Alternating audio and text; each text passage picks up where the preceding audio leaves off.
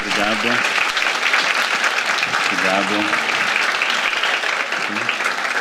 Muito obrigado a todos vocês que chegaram aqui ontem à noite, os que estão aqui em cima, aos que estão lá embaixo. Eu já fui saudar o nosso querido grupo que está lá embaixo, conseguiu só chegar hoje de madrugada.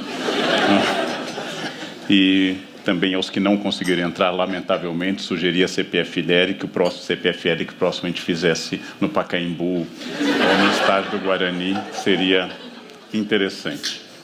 Bem, eu recebi um desafio muito bom de falar sobre um tema que eu gosto muito.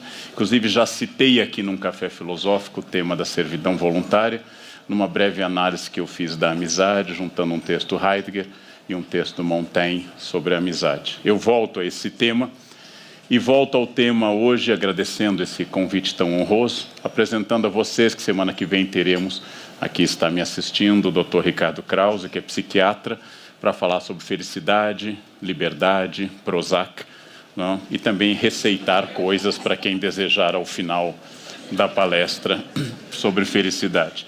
Teremos também a presença de outro grande amigo meu, que também nos dá honra essa noite, que é o José Alves de Freitas Neto, da Unicamp, que vai nos falar sobre política, saudosismo da ditadura, liberdade e outras questões. E, por fim, também minha amiga Flávia Galitati, professora da Unifesp, que vai falar de arte, vanguardas, liberdade dentro da arte. São 4 aspectos, um mais geral, comportamental, que eu tratarei hoje, um mais estritamente político, um médico e cultural, e o outro mais estritamente artístico. Assim nós cobriremos este conceito fabuloso, que é o conceito da servidão, da liberdade e da luta contra ou a favor da liberdade.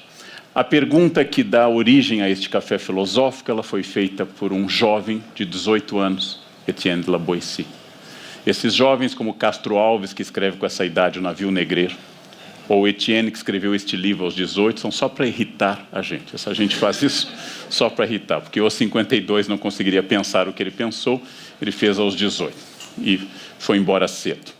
A proposta dele é a pergunta sobre o que nos seduz na servidão, o que nos seduz em obedecer, o que nos seduz em abrir mão da liberdade. Por que é que eu aceito obedecer? Por que eu deixo de ser autônomo? E eu sintetizei numa pergunta provocadora por título: servidões voluntárias e involuntárias, a quem nos entregamos depois de conquistar a liberdade. Vou começar fazendo uma situação, porque temos um público variado, pessoas com conhecimento em várias áreas. Etienne de la Boétie é um homem do século XVI francês, nasceu em 1530, morreu um pouco antes de completar 33 anos, morreu com 32 anos em 1563. Etienne de la Boétie escreveu várias pequenas obras e poemas, mas a mais importante é esta, Discurso da Servidão Voluntária, subtítulo da primeira publicação, Contra um só. Sua origem social é a burguesia da região do Périgord, a região do sul da França, a burguesia ilustrada renascentista. Ele é um humanista, tradutor de Plutarco, tradutor de Xenofonte, tradutor de Virgílio, falava grego e latim com fluência quase absoluta, escreveu sonetos amorosos, mas é conhecido por essa obra. Provavelmente a escreveu no primeiro ou segundo ano da Universidade de Orleans, a primeira grande universidade dessa região e a segunda em importância na França. O livro provavelmente foi terminado em 1549, ano que o Brasil se tornou um governo geral, ano que foi fundada a nossa primeira cidade, não primeira vila, que é Salvador, de onde eu acabei de chegar essa tarde. Fiquei pensando nessas ligações. Mas o livro só veio a ser publicado, depois de conhecido por muita gente, em 1574. O manuscrito permaneceu inédito, então, até que seus amigos, entre ele, Michel de Montaigne, 3 anos mais jovem do que ele e grande amigo, viesse a decidir a publicação, e para alguns, Montaigne pôs um dedo no texto também. Não temos como saber isso. A história não tem este recurso fabuloso da incorporação de espíritos. Se a gente pudesse que Montaigne baixasse em alguém e falasse se ele colocou o dedo ou não, nós não temos essa resposta. Montaigne foi amigo muito próximo de Etienne de la Boétie, sentiu sua morte brutalmente E nós temos textos tocantes do Montaigne sobre Etienne. Um deles é a carta em que ele escreve ao pai. E ao final da carta ele diz, aos 32 anos, 9 meses e 17 dias, ele faleceu e se apagou a luz que me iluminava. O motivo da morte de Etienne, uma infecção, uma disenteria, coisa que hoje se resolveria com alguns remédios, um pouquinho de Floratil, matou um homem desse porte. Toda a história e toda a obra escrita tem historicidade. No caso, temos que lembrar que o momento que ele escreve o livro é o de grande avanço do poder real. E aí é que eu vou começar a fazer as relações com hoje. Não porque a história seja moral e sirva para mudar hoje, mas porque a história nos ajuda a entender a genética de processos. Francisco I, rei Valois Angoulême, que vai governar até 1547, o rei modelo da França renascentista, o rei que amparou Leonardo da Vinci no leito de morte. Leonardo morreu na França, nos braços de Francisco I, estava avançando sobre as liberdades regionais. E o principal elemento que vai levar a uma rebelião na região de Etienne de la Boétie é o avanço da unificação sobre o imposto do sal, chamado gabela, um imposto muito pesado sobre um produto essencial. Porque o rei queria estender este imposto, criar uma espécie de sal CPMF, um sal PF, sobre toda a França. E houve resistências. 2 panos de fundo, então, na nossa reflexão. O primeiro, a ascensão do poder real. E o segundo, o aumento de choques polares entre católicos e huguenotes, ou seja, católicos e calvinistas franceses. Etienne faleceu antes de ver o ponto máximo desse choque, que foi a noite de São Bartolomeu, um massacre de protestantes na França, e Etienne viu o início deste processo. Polarização, e ele, neste momento, tenta atuar como diplomata entre os dois lados, cada vez mais afastados. Polarização, pensaria Etienne num documento com um grande político chamado L'Hotel, esvazia o debate, some a gradação. Porque a pessoa que polariza, e nós vemos isso hoje no Brasil, não admite o cinza, apenas o preto e o branco, e não pensa mais, apenas adjetiva. Apenas joga sobre o outro, você é adepto disso, você é um ladrão, você é adepto disso, você é das elites brancas. A polarização política é um defeito grave, é um ataque à ideia da reflexão e do raciocínio, ela qualifica, ela grita, ela pensa pouco, ela julga, e se vocês querem ver o risco da polarização política, lembrem que o país hoje mais polarizado se chama Síria, e a Síria está expulsando toda a sua população, que se joga no mar, para fugir de um país que não conseguiu resolver seus problemas de polarização. Polarização é um defeito grave. Polarização não significa que a gente não possa ter opinião divergente, que é muito bom, mas que ninguém mais escuta ninguém. Boétie detestava essa polarização. Atuou como diplomata para aproximar os dois partidos. A família de Guise, os católicos, a rainha regente, depois com Henrique II, Catarina de Médici. Boétie atuou como regente em Paris. A reflexão dele foi associada com certo anacronismo, com o anarquismo e a desobediência civil.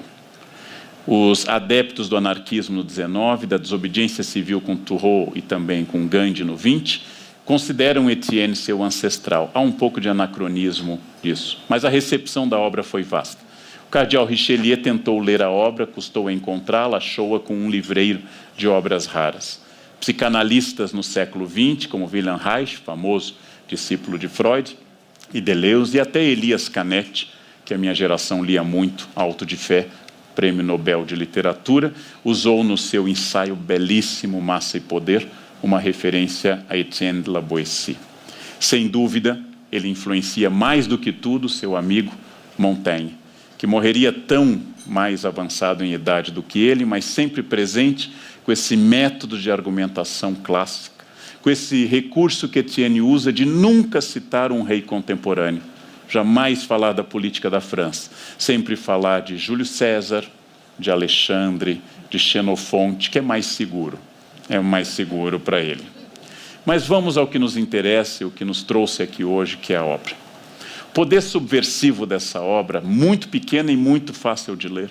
No Brasil nós temos edições da Brasiliense, temos edições da Martin Claret, bilíngues, temos várias edições na internet. É um livro fácil, de uma leitura muito rápida.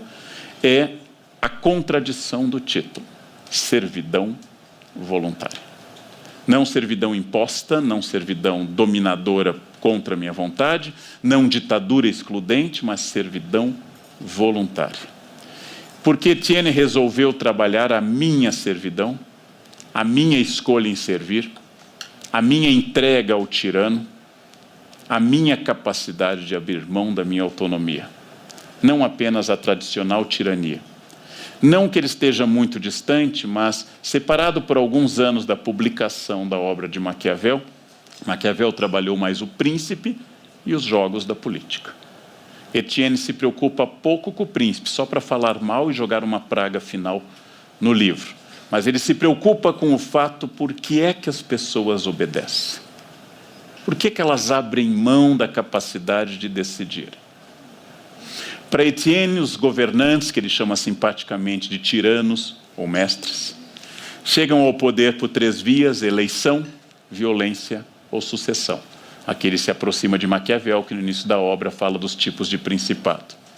Mas a questão central: por que um manda em milhões? Ou atualizando, por que uma manda em milhões? Não é possível explicar apenas pela força, já que nem Francisco I e nem outros, neste caso, deram um golpe. Eles estão à frente de uma linha regular de poder. Deve haver algo mais nessa lógica de dominação. E Etienne encontra nessa contradição. Não é apenas o fato de alguém perder a liberdade que caracteriza a liberdade, mas é o fato de ganhar o controle. Etienne pega o lado positivo de receber o controle, porque alguém que abre mão da liberdade ganha a servidão. E aqui ele dá uma pista terrível para todos nós. A servidão pode ser uma zona mais confortável do que a liberdade. Esta é uma pista terrível, é uma pista difícil. Nós temos mais prazer na submissão do que prazer na liberdade. Este é o X da questão. Ele não analisa o que se perde, ele analisa o que se entrega e o que se ganha. Ele inverte a política e trata do súdito e não do governante, ainda que ele fale do governante. Ao inverter a política, Etienne de la Boétie inverte uma pergunta polar e passa a pensar o que significa essa entrega. O conforto de servir. A tranquilidade em abrir mão da minha autonomia. 4 séculos antes de Sartre, ele anuncia o medo da liberdade. 4 séculos antes de Sartre, ele anuncia a resistência social, psicológica e histórica à autonomia. A autonomia incomoda. Provavelmente as pessoas que há 50 anos eram servidas de café pela minha avó eram mais tranquilas. Minha avó dizia café. Hoje eu tenho que perguntar: descafeinado, ristreto, levanto, rosa baia, passado? Não, prefere com uma espuminha de leite, pauzinho de canela, açúcar, adoçante, não, pauzinho de canela com açúcar, adoçante, rosa baia misturado. Nós temos hoje uma liberdade imensa e não parecemos muito mais felizes do que minha avó, que servia café num bule de louça ágata, só café. E se alguém dissesse para ela: tem descafeinada, ela enfiaria o bule na pessoa, delicadamente. A liberdade não traz necessariamente a felicidade. A liberdade que nós defendemos, gostamos e nos entusiasmamos, a liberdade que os professores em geral proclamam nas universidades, mais proclamam do que praticam, não traz a felicidade. E uma chave discreta da obra está numa fala de Odisseus, ou seja, Ulisses para nós, tirado do canto 2 da Ilíada, que ele coloca como epígrafe da obra. Ulisses diz aos gregos rebelados nas praias de Ílion, de Troia: não é bom ter vários senhores. Uma coisa maravilhosa, mas ele acrescenta: um só seja o senhor, um só seja o rei. Lamento, Etienne. Por que Ulisses não parou na primeira frase? Ele lamenta porque Ulisses, Odisseu, é o seu herói. Por que ele não reconheceu que não é bom ter senhores? Não é bom que muitos mandem. Mas ele diz: é bom que um só seja o rei. Não é bom que eu seja mandado por muitos, mas decidimos então obedecer a poucos. Por que tantos homens suportam um só? Ou pergunta do Etienne, por que tantos burgos se submetem a um único governo? Metáfora de Etienne, o fogo do poder só arde porque eu coloco lenha. Se eu parar de colocar lenha, o fogo se extingue. Não é necessário jogar água. Não é necessário eu me rebelar contra nenhum governo. Basta parar de apoiá-lo. Esta é parte da resistência pacífica dele que vai ser resgatada. Um governo precisa da lenha, e a rebelião, inclusive, pode ser lenha do governo. Se eu parar de colocar lenha, o fogo se extingue. Comenta ele, eu sei que isso vai parecer estranho a vocês, mas estamos na metade do século XVI. Um tirano que já recolhe muitos impostos não cessa de propor novos impostos. Eu sei, isso é absolutamente estranho aos senhores. Quanto mais o governo pilha, mais deseja pilhar. Quanto mais impostos arrecada, mais deseja cobrar. Quanto mais faz lei extorquindo a nação, mais alega déficit para novos impostos. Era um horror na França do século XVI. Era um absurdo. Vocês não conseguem. Precisa ser historiador para ter uma noção deste momento, que os impostos chegam a quase a metade da renda das pessoas e o governo diz, precisa mais, porque não é suficiente. Dessas ideias surge parte da ideia do anarquismo e da resistência pacífica dele. Mas de onde nós aceitamos este absurdo? Segundo ele, o primeiro passo é o hábito. O hábito que vai ser trabalhado também por Hobbes, o hábito que ele compara a um cavalo. Coloque-se no cavalo o freio, o arresto e a sela, e o jovem cavalo, o jovem garanhão vai empinar, relinchar e vai derrubar quem tentar sentar. Coloque-se um segundo dia, um terceiro dia, coloque-se todos os dias, e segundo ele, eu não tenho essa experiência, o cavalo começa a mastigar com prazer o arreio. Já incorporou o arreio. O cavalo se acostumou. Agora imagine o potro que nunca viu outra coisa a não ser o arreio. Estes somos nós. Nós somos os potros que já nascemos domesticados. Nós somos cavalos já acostumados à sela e achamos natural que o imposto seja alto, que o Estado não dê quase nada em troca e que tudo isso transcorra com absoluta tranquilidade. O mistério de Etienne permanece em 2015. Não é saber porque a sociedade é tão violenta que ela é, mas saber porque ela não é mais. Porque ela não é mais violenta dado o grau de violência que a administra. O cavalo que relincha se acostuma, lambe o que o oprime, o hábito produz, vamos ao campo de Aristóteles, uma segunda natureza tão densa que achamos natural que sempre tenha sido assim, que sempre seja desse jeito. Etienne usa uma expressão que para nós causa estranheza, ele diz que o tirano torna efeminado o cidadão. Que o tirano torna o cidadão, no sentido que se usava a palavra feminino, efemizar, no século XVI, que é efeminado, que é sem iniciativa e sem virilidade. Eu prefiro substituir por uma expressão mais contemporânea, infantiliza ou aliena. Porque Etienne não é um misógino, mas a ideia do efeminado para ele é histórica, é uma questão histórica. Como os tiranos se perpetuam? Antigamente, em Roma, com espetáculos, jogos, diversão pública. Em troca da tirania, ofereciam pão e circo, diz Etienne. Os romanos, segundo ele, achavam Nero um horror, mas disseram que as festas de Nero eram ótimas. E gostavam das festas de Nero. Sentiam saudades das festas de Nero. Ao fenômeno festas acrescentou-se no Estado o fenômeno religião. Deus quer o rei, Deus apoia o rei. Etienne propõe, invoca Deus a todo momento na sua obra, que Deus não tem culpa da tirania. Não envolvam Deus na tirania. Deus não tem relação com isso. A religião surge neste campo para tornar suportável o insuportável. E ele lembra a força simbólica da tradição, que na França a flor de lis, a santa ampola, a embalagem com a qual se coloca o óleo de consagração desde o batismo de Clovis, a auriflama, a bandeira que se leva na guerra, todo esse aparato reforça a tradição, sempre foi assim. a faixa presidencial, que desde Prudente de Moraes, todo presidente recebe. Sempre foi assim. Assim foi desde o início. Muito antes de você nascer, muito antes de sua mãe e de seu pai nascerem, sempre foi assim. Mas os tiranos não governam só com religião ou com hábito. Os tiranos precisam de assessores. Os tiranos precisam de pelo menos 5 ou 6. Eu diria 39 ou 31, depende do momento.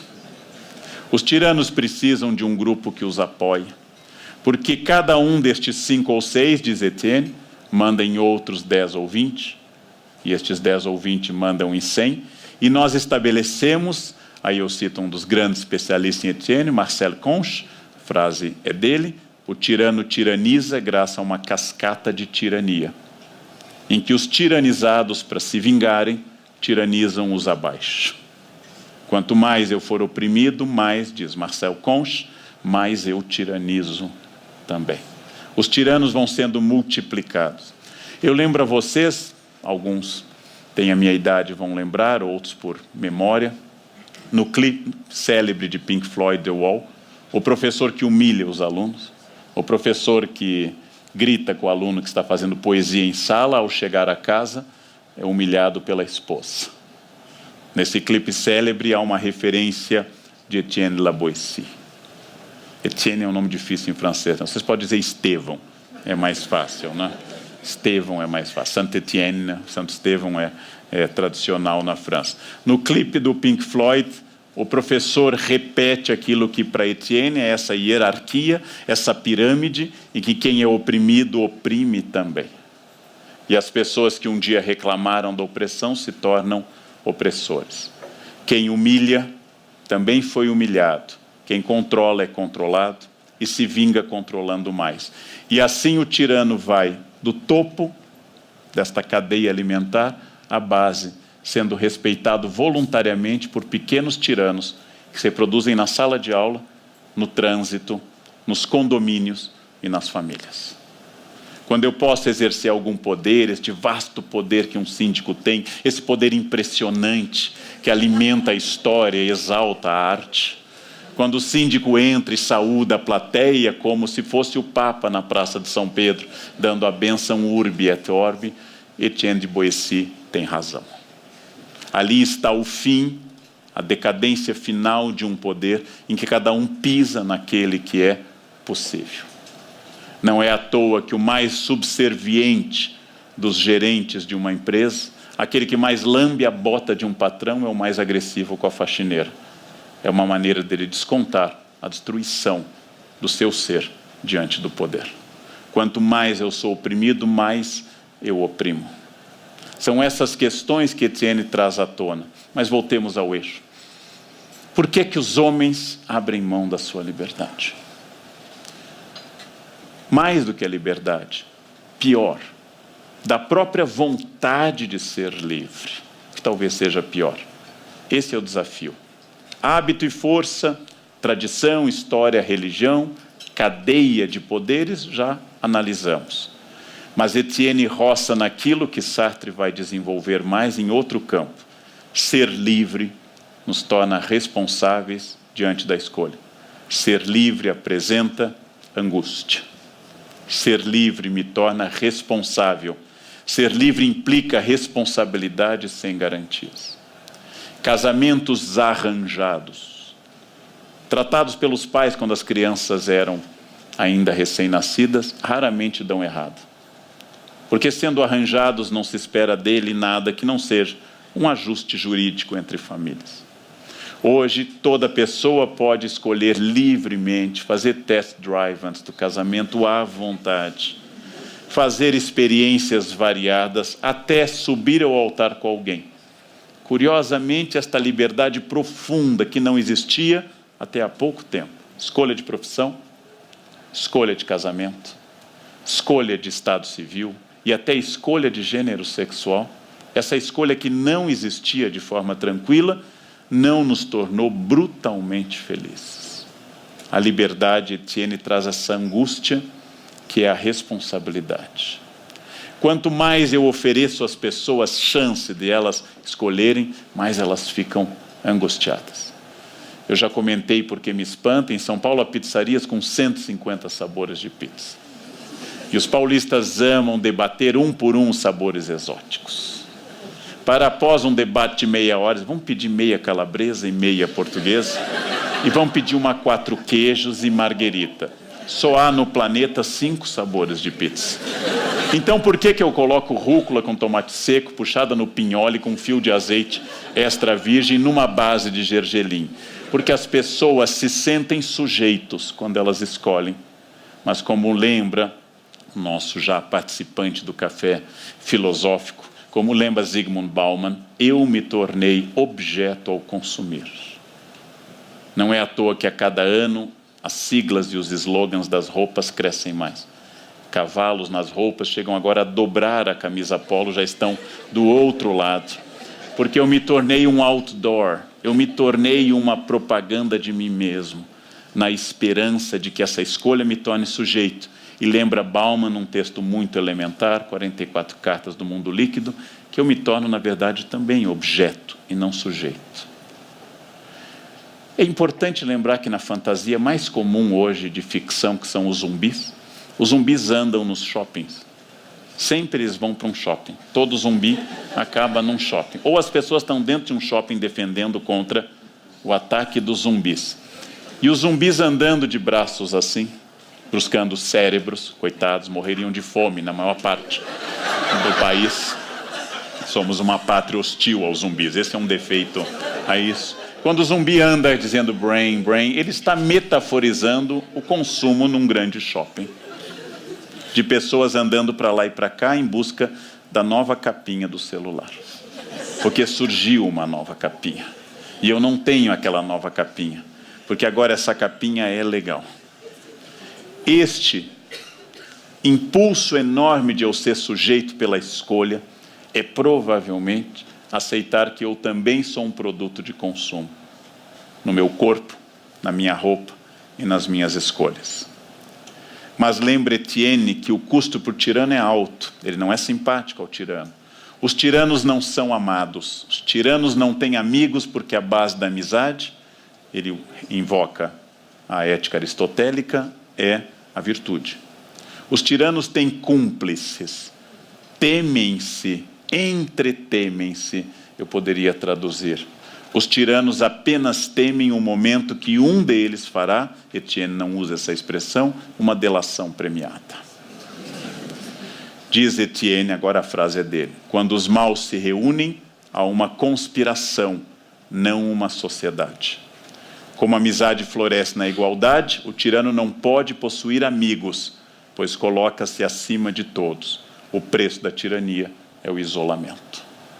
O tirano nunca está acompanhado. Ele sempre precisa ter cuidado com o que diz, com o que ouvem dele. O tirano nunca baixa a guarda, porque se colocando acima dos outros, ele nunca estabelece essa isonomia, essa igualdade, que é fundamental para a amizade. Eu vou voltar à amizade agora sob o enfoque do Montaigne.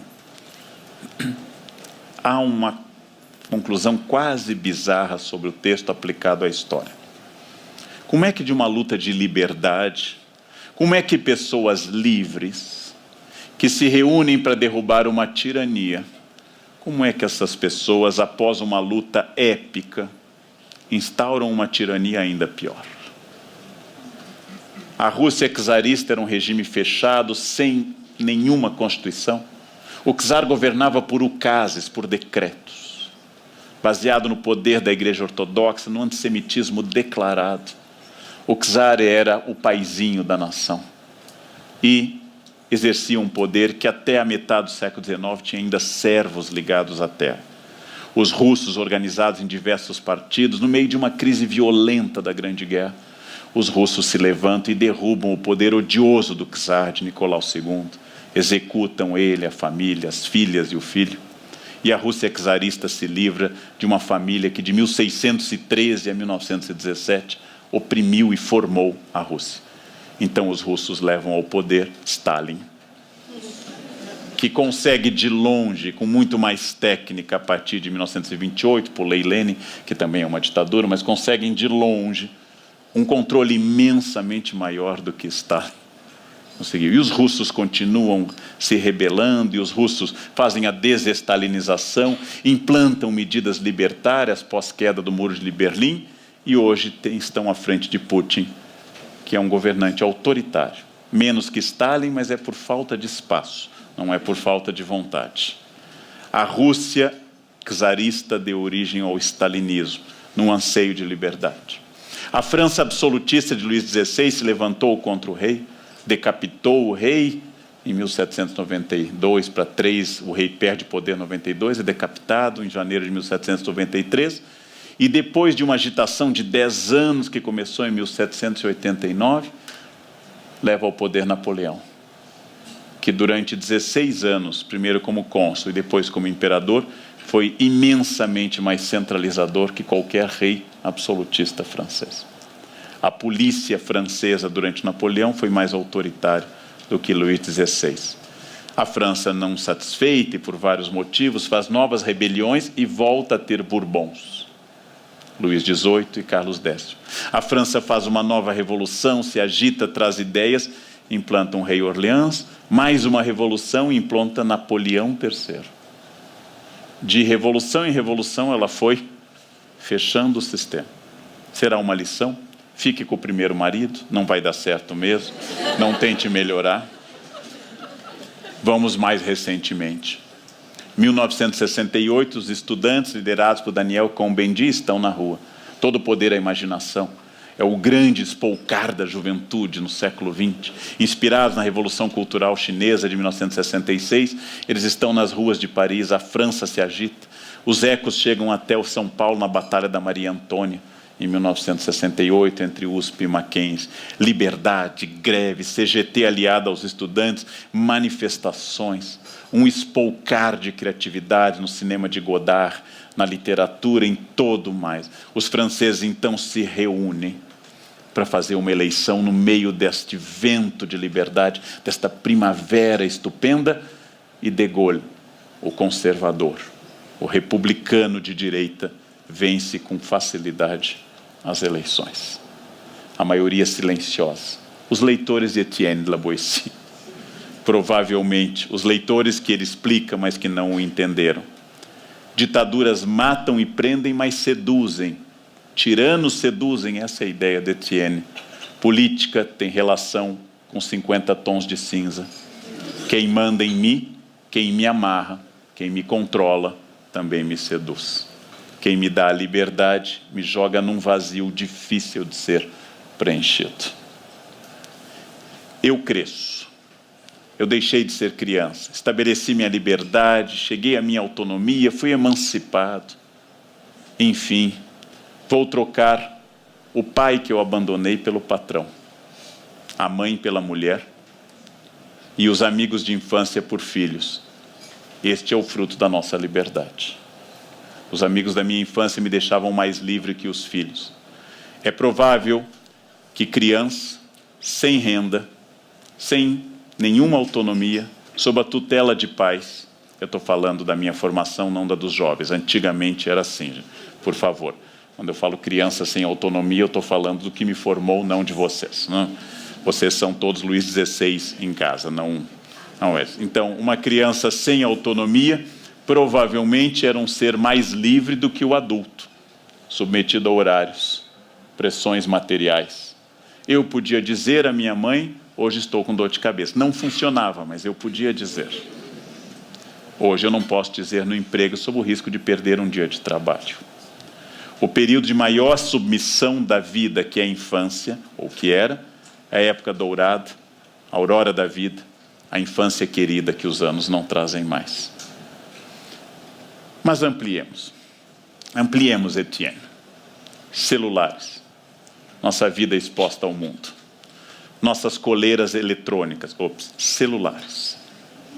Eles controlam tudo.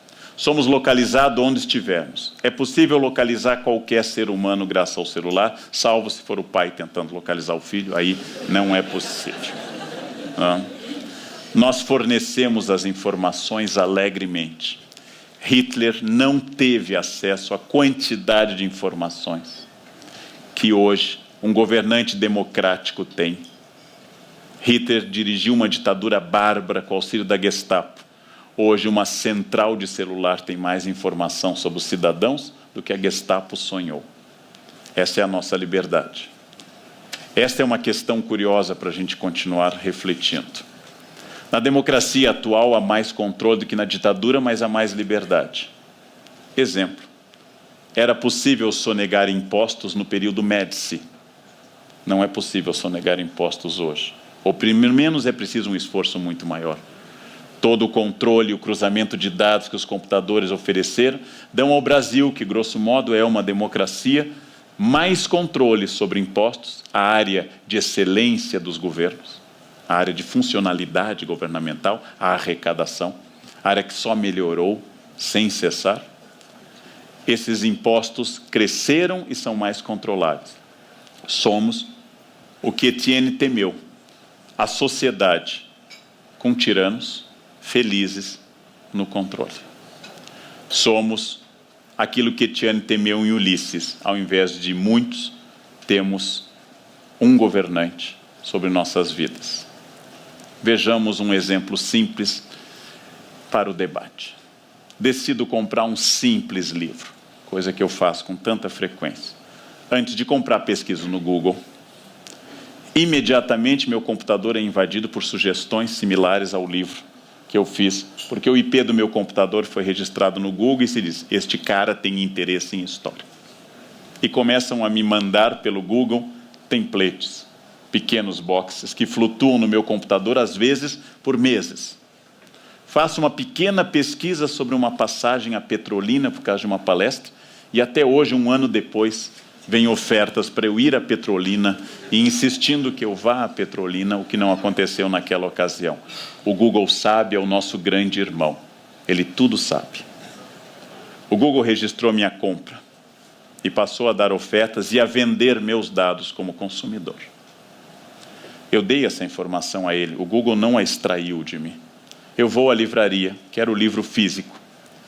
A livraria registra minha compra e passa a mandar por e-mail ofertas. A livraria sabe do meu gosto. Eu informo o meu CPF para a notinha fiscal. O Estado sabe do meu gosto e quanto eu gasto com livros. Eu comunico para uma empresa, para o governo, e comunico ao mundo todo o meu gosto, toda a minha possibilidade de compras, e respondo uma pesquisa de satisfação da livraria. Informo o meu estado de espírito, se eu estava feliz ou não ao comprar o livro.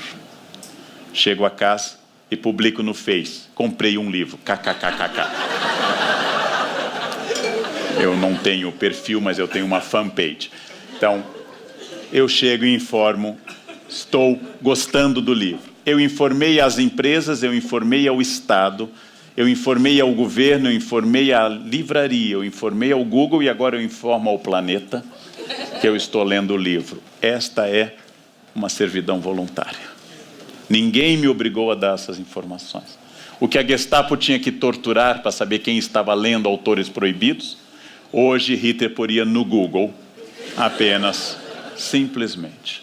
Hoje, ao chegar a casa, no momento dessa publicação, eu informei a todos possíveis que basta acessarem meus dados para saberem desde o tipo de livro que eu consumo e pelo Google até o tipo de pornografia que eventualmente eu pudesse acessar. Naturalmente eu não acesso. E se acessasse não diria, obviamente. Nós esquecemos uma lição também do Renascimento do grande Francis Bacon, popular Chico Toicinho. Ele escreveu que conhecimento é poder. Oferecer informações é oferecer controle. Francis Bacon diz uma frase definidora no seu método: conhecimento é poder. E eu estou fornecendo. Vai querer CPF na nota? Vai querer informar mais em troca de uns trocadinhos? E eu digo, imediatamente. Sou um pet que se vende por qualquer ossinho. Aliás, não preciso oferecer o osso. Eu tenho alegria em dar essas informações. E comunico ao mundo tudo isso. Acabo com a ideia de intimidade. Esquecemos a lição de Francis Bacon. Fechou-se o círculo. Somos um exemplo jamais sonhado por Etienne de servidão voluntária. A todo instante comunicamos, e se alguém tiver paciência, poderia saber tudo, onde eu estive, minhas férias, o que eu como, e mais recentemente, selfies até no banheiro. Podem saber do consumo ou não de Activia. Podem saber disso, porque hoje a moda é fazer selfie no banheiro. Eu acho importante descrever ao mundo meu peristaltismo intestinal. E acho importante acrescentar ao mundo isso. Eu sempre analisei isso sob o aspecto óbvio de pessoas vazias, que não tendo nada a preencher suas vidas, preenchem com o vazio do interesse alheio, de narcisos fracos que precisam da curtida alheia para se solidificar. Continuo pensando nisso, mas Etienne me trouxe uma luz. É provável que nisso esteja um desejo de submissão, esteja um desejo de entrega, um desejo que as pessoas de fato olhem para mim e de fato mandem em mim nos meus gostos. Fechou-se o círculo de Etienne. Nossa era de liberdade quase absoluta traz o seu contrário. E eu diria hoje, sinteticamente, que 2015, com pleno habeas corpus no Brasil, com equilíbrio ou pelo menos separação entre os poderes, com possibilidade de autonomia para a Polícia Federal e liberdade de imprensa quase total, eu diria que nós construímos nessa era de liberdade a gaiola mais dourada que a espécie humana já criou. As gaiolas durante a ditadura militar, ou durante o Estado Novo, ou durante o Brasil colônia, períodos autoritários, eram gaiolas de chumbo, de tortura, de cerceamento de liberdades. A nossa gaiola é brilhante, é decorada com o que há de mais moderno. A nossa gaiola nos torna canários impotentes, efeminados, diria Etienne de la Boétie, incapaz de perseguir um sonho, seguindo sonhos alheios e usuais. Nossa gaiola é a mais dourada jamais feita, e por isso, agradável. A tirania que Etienne denunciou podia ser derrubada. A nossa, eu creio que não, porque é gostoso morar nessa gaiola. É gostoso percorrer o shopping em busca de cérebros. É gostoso fazer tudo isso. Etienne disse que a tirania era histórica e construída. Esse é o lado bom. Essa é uma esperança. História é esperançosa. Se ela foi construída por seres humanos, ela pode ser desfeita por seres humanos. História tem um traço otimista ao introduzir a humanidade nisso. Mas aí vem o outro aspecto da servidão. Etienne não tocou nisso. É o nosso amor a gurus. Eu me espanto com isso. Me espanto inclusive comigo. Por que nós queremos que alguém nos diga o que fazer, o que ler, o que pensar? Por que há programas sobre como se vestir, como cozinhar e como cantar? Seria ético questionar por que eu quero tanto que me digam quem eu deva ser? O sucesso da autoajuda, que eu já fiz tanta referência, não é apenas dizer coisas doces, você pode, você é capaz, você é filho do universo, você é um empreendedor. Não é apenas isso. Alguns até podem. O sucesso da autoajuda é que ela me diz o que eu quero ouvir, que este é o caminho, basta fazer assim, basta seguir desse jeito. Eu reflito sobre isso porque aconteceu em Curitiba e agora ontem, e hoje em Salvador pela manhã, uma experiência que está se multiplicando e eu ainda não domino exatamente o limite dela. 2 pessoas me encontraram, nunca me viram, só me conheciam de vídeo. Eram pessoas simpáticas e educadas, não foram nem invasivas, foram agradáveis. E começaram a conversar. E as 2 se abraçaram comigo e começaram a chorar. E choravam, e me abraçavam. E uma falou, eu admiro muito a sua biografia. Eu tive vontade de perguntar, mas o que você sabe da minha biografia, fora aquilo que é lido, onde eu estudei ou que eu publiquei? E eu fico pensando como qualquer figura muito maior do que eu, ou igual ou menor, faz com que as pessoas busquem, inclusive afetivamente, com entrega afetiva, gurus. A pergunta que eu estou fazendo é a pergunta mais desconstrutiva que eu posso fazer. Por que nós buscamos gurus, vírgula, e por que nós ouvimos Leandro Carnal? É uma pergunta estranha. É uma pergunta para vocês responderem, inclusive. à la Etienne de Boissy. Eu era professor quando as escolas tinham uniforme. Bom, eu era professor quando Platão ensinava em Atenas, né? Mas eu era professor quando as escolas tinham uniforme. O uniforme facilita muito a vida das mães. E eu era professor quando, numa escola estadual de 2º grau, os alunos conseguiram derrubar o uniforme no interior do Rio Grande do Sul. Eu era professor. Os alunos haviam feito protesto e conseguiram vencer, início dos anos 80, conseguiram vencer o uniforme. Conseguiram. No dia seguinte, o dia da liberdade, o dia sem uniforme, sem a opressão da igualdade, todos vieram iguais. Calça jeans e camiseta. E o mesmo tênis de marca, todos, sem exceção. Conseguimos quebrar o uniforme, que era o desejo de um, e estabelecemos agora a liberdade de um, que é o gosto social. O uniforme é mais fácil. O uniforme é bem mais fácil. O que é que se coloca no lugar da liberdade? A pergunta que Chesterton fez, católico e inglês, sobre a religião. O problema não é deixar de acreditar em Deus, mas que a gente passa a acreditar em cada bobagem depois disso. A gente pode perguntar isso. O problema não é derrubar a ditadura, o problema não é sair da casa dos pais, o problema não é romper com um marido autoritário, o problema não é sair de um emprego com um chefe autoritário. O problema é o que eu coloco neste lugar. E provavelmente teremos saudades da cebola do Egito, aquela metáfora que a Bíblia usa, quando o povo de Israel vai para o deserto, está morrendo de sede, diz, pelo menos no Egito havia cebolas. O mistério da submissão. Eu vou fazer uma suposição totalmente aleatória, sem nenhuma vontade de aplicá-la na prática. Vamos imaginar um país no século XVI, onde haja uma lei exótica. Para as carruagens, Sua Majestade, chamemos de Rei Henri, determinou que todas as carruagens tivessem um kit de primeiros socorros. Vamos imaginar uma história absurda e totalmente sem base. Todos os homens que possuíam carruagens se esforçam para comprar um kit de primeiros socorros, moda nessa época, no século XVI. E logo após todos terem comprado, Sua Majestade Henri anuncia que não é necessário. É justo e lícito que essas pessoas cometam regicídio ou reflitam pessimamente. Será que este rei tem interesse na produção de kits de primeiros socorros?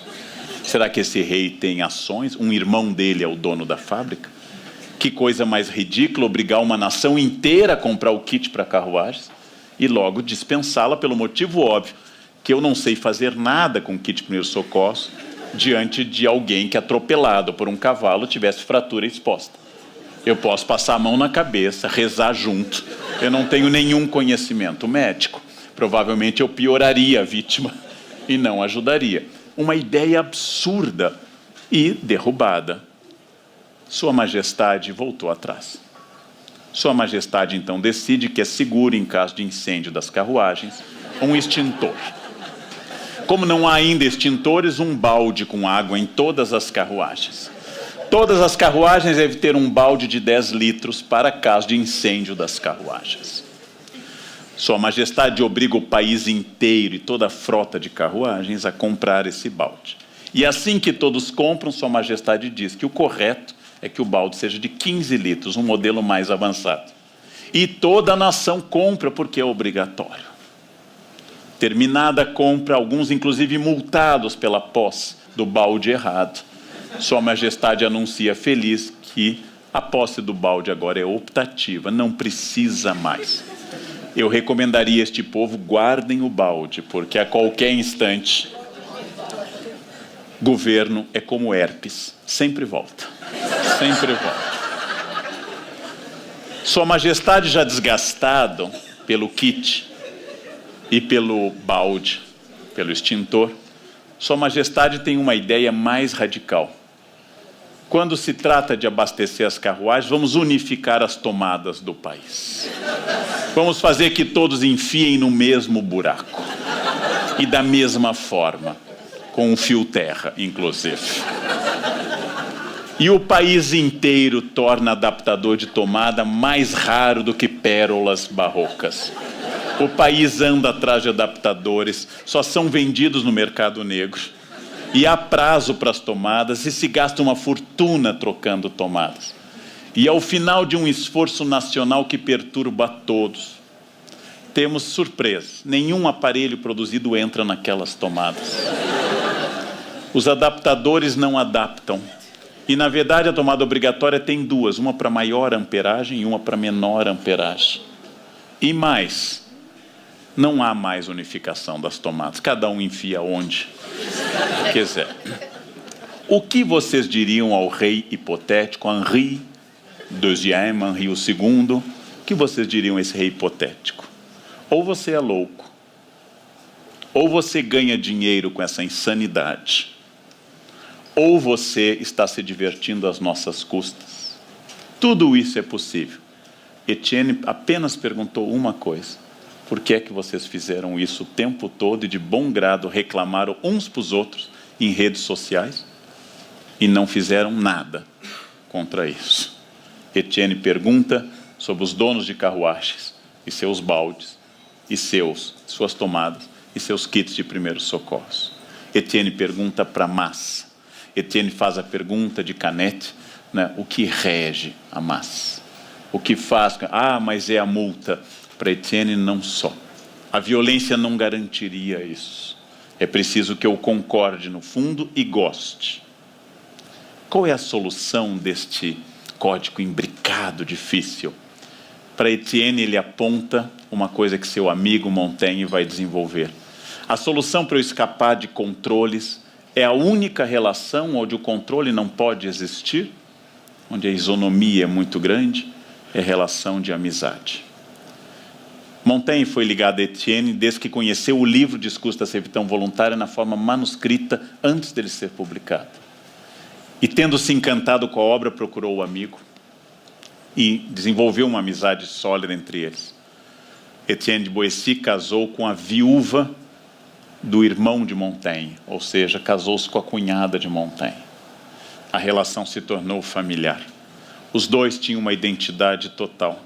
Na amizade, para Etienne, e no estudo que Montaigne faz no livro 1, capítulo 18, que é sobre a amizade, eu uso muito, todos os meus alunos sabem, o capítulo 31 dos canibais, mas agora eu recomendo sempre a leitura do 18 do livro 1. Nos seus ensaios, Montaigne diz uma das frases mais bonitas sobre um amigo. Diz: se me esforçarem a dizer porque eu o amava, Etienne recém-falecido, sinto que isso não pode ser expresso. Apenas eu responderia, porque era ele, porque era eu. Esta frase, que é fabulosa, parce que c'était lui, parce que c'était moi, preserva no outro a total liberdade. Porque eu amo meu amigo, porque ele é ele. É autismo? Não. Porque meu amigo é ele, autônomo, separado de mim, igual em dignidade. Porque meu amigo é diferente e igual. Porque é ele. Parce que c'était lui. E mais, meu amigo permite que c'était moi, que eu seja eu mesmo. O único lugar onde eu posso fazer isso é a isonomia da amizade, não na tirania da política. É muito curioso que neste período, talvez por causa de sucesso que vocês garantem ao Café Filosófico, eu recebi 2 convites para me candidatar à política. E eu respondi de forma muito delicada: não posso. Primeiro, porque eu gosto de trabalhar. É um hábito que eu tenho. Fui delicado na resposta. E o segundo, porque meu pai foi político e uma vez ele respondeu: preciso sair da política, e saiu porque estão chegando ao meu preço. Ele saiu um pouco antes de chegarem ao preço dele. Todos temos o nosso preço. Alguns é baratíssimo, outros são mais caros.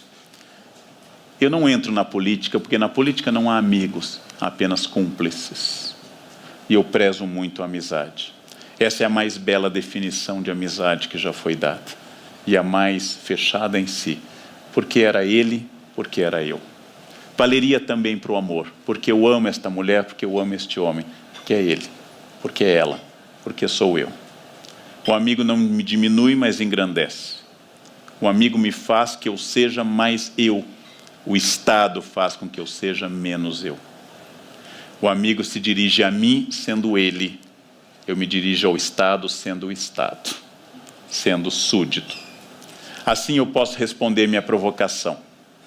Eu fiz a provocação ao perguntar por que me ouviam. Porque as pessoas talvez queiram, mas eu certamente não quero mais ter discípulos. Eu quero ter amigos. Amigos que completem e eu os complete. Discípulos sugam. Discípulos são inconvenientes. Amigos são sempre simpáticos. Para que não escutem como guru, mas escutem como pessoas em busca de verdade. Este é o verdadeiro construtivismo.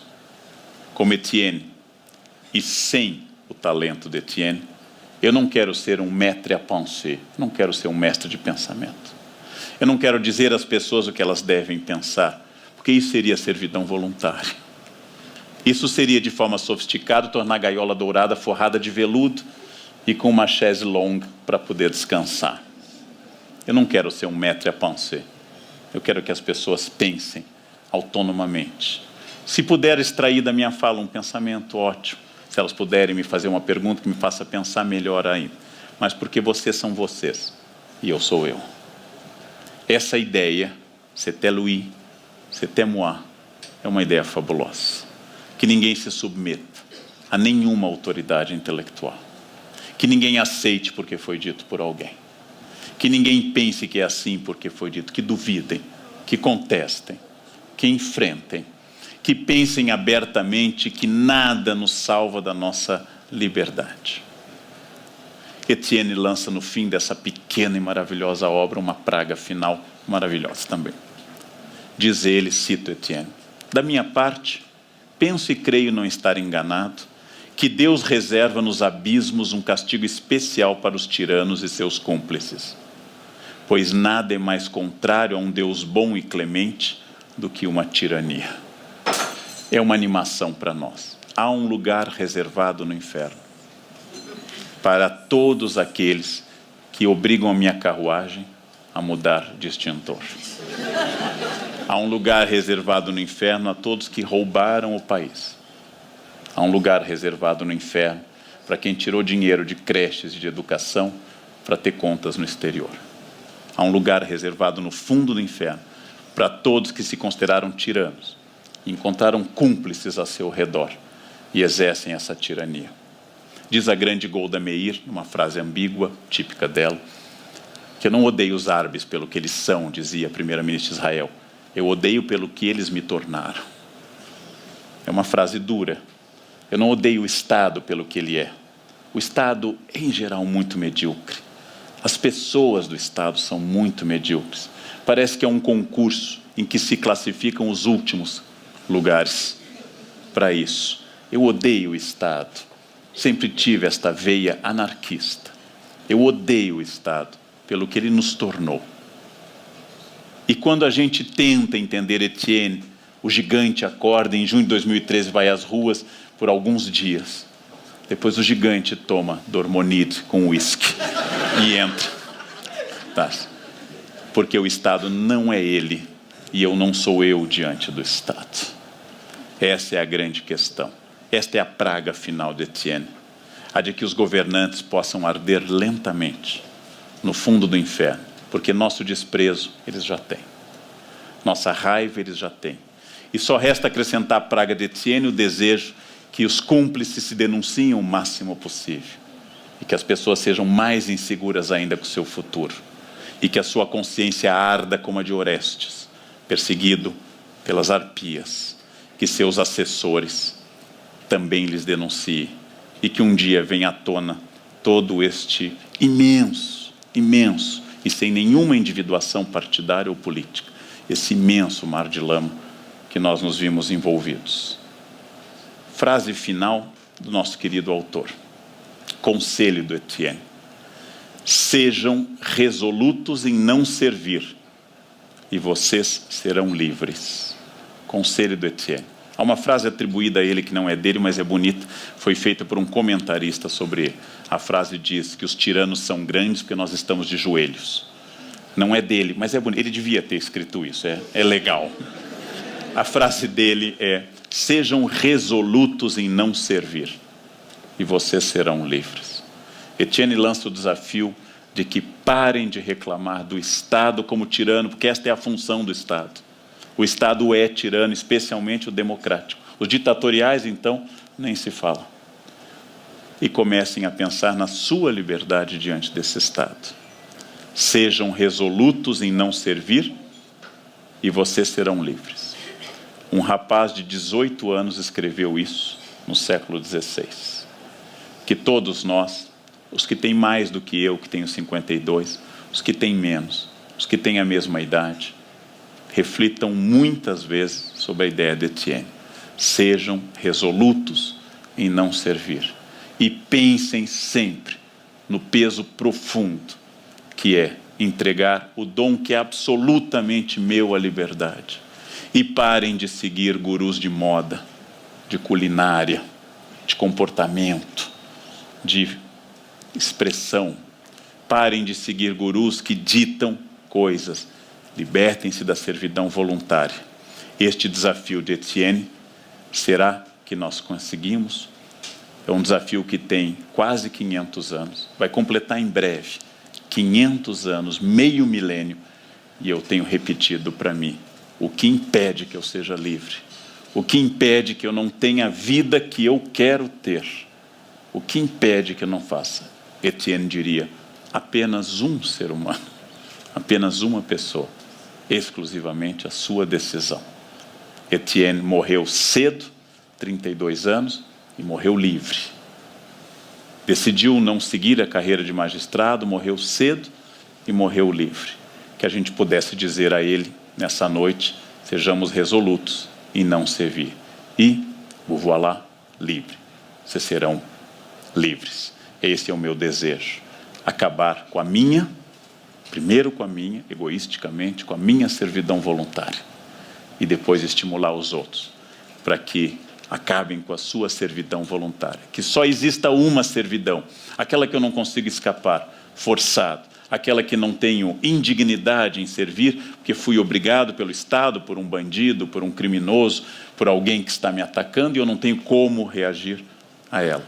Mas que as outras servidões, as que dependem de mim, que essas sejam abolidas inteiramente. E que aquelas que não dependem de mim, pelo menos eu esperneie muito, para tentar resistir o mais possível. Sejam resolutos. Tomem a decisão. Não sirvam. E vocês serão livres. Não há melhor promessa de vida do que nesse trágico segundo semestre brasileiro, lembrar que no meio desta crise profunda, que vai piorar, que nós podemos encontrar no meio de tudo isso, o que o Hamlet, sobre o qual eu tratei aqui uma vez, dizia: eu poderia morar numa casca de noz e eu seria livre. Eu poderia morar no Brasil e eu seria livre, se eu entendesse o que Hamlet e Etienne de la Boétie nos aconselham. Sejam resolutos, sejam livres, construam-se. Era isso que eu queria dizer nessa noite para vocês. Muito obrigado pela atenção de vocês. Obrigado.